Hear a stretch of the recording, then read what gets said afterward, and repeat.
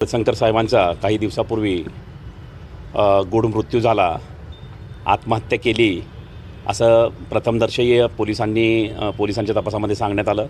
नंतर दुसऱ्या दिवशी काहीतरी चिठ्ठी सापडली असं सांगण्यात आलं की पोलीस तपासामध्ये जेणेकरून आत्महत्याची जी काही कथा आहे किंवा आत्महत्याचा जो प्रसंग आहे तो बाथरूममध्ये झाला असं सांगण्यात आलं आणि त्यांची बंदूक जी आहे ती त्यांच्या बेडरूममध्ये पडलेली आहे. सगळ्या गोष्टी संशयास्पद आहेत.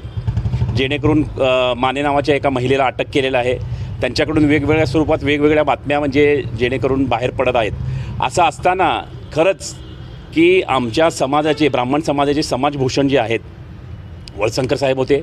न्यूरोफिजिशियन, अनेक लोकांना त्यांनी जीवदान दिलेलं आहे, अनेक लोकांचा शिक्षणाचा खर्च केलेला आहे, अनेक सामाजिक कार्य त्यांनी खरं तर त्यांच्या माध्यमातून केलेले आहेत. ते एक व्यावसायिक डॉक्टर असूनसुद्धा अनेक लोकांना, अनेक शाळकरी विद्यार्थ्यांना, अनेक कॉलेजच्या विद्यार्थ्यांना त्यांनी मदत म्हणजे त्यांच्या आर्थिक मदत असेल किंवा कॉलेजच्या शिक्षणासाठी मदत असेल त्या ह्याच्याने अनुषंगाने केली. माझ्या मुलीलासुद्धा त्यांनी डिप्लोमासाठी एकेकाळी मदत केली होती.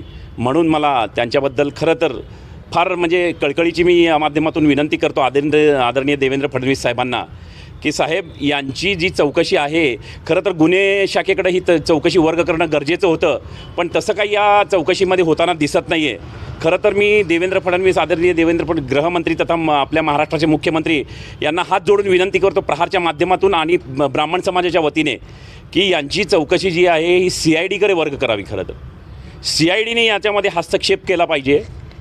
कोट्यवधी रुपयांचा जो काही म्हणजे काही व्यवहार आहे किंवा यातून काही जी काही भांडाफोड होणार आहे किंवा त्यांच्या नातेवाईकांवर काही आरोप झालेले आहेत, या सगळ्या गोष्टीची तू मैमै चाललेली असताना पोलीस प्रशासन चौकशीला एक वेगळा हे देत असताना, बगल देत असताना मी माझ्या ब्राह्मण समाजाचे खरंच आमचे वळसंकर साहेब भूषण होते आमच्या समाजाचे आणि अनेक लोकांना त्यांनी जीवदान दिलेलं असल्यामुळं जनसामान्यांमधनं आणि प्रहार जनशक्ती पक्षाच्या माध्यमातून मी एक देवेंद्र फडणवीसांना विनंती करतो की ही चौकशी CIDकडे वर्ग करावी.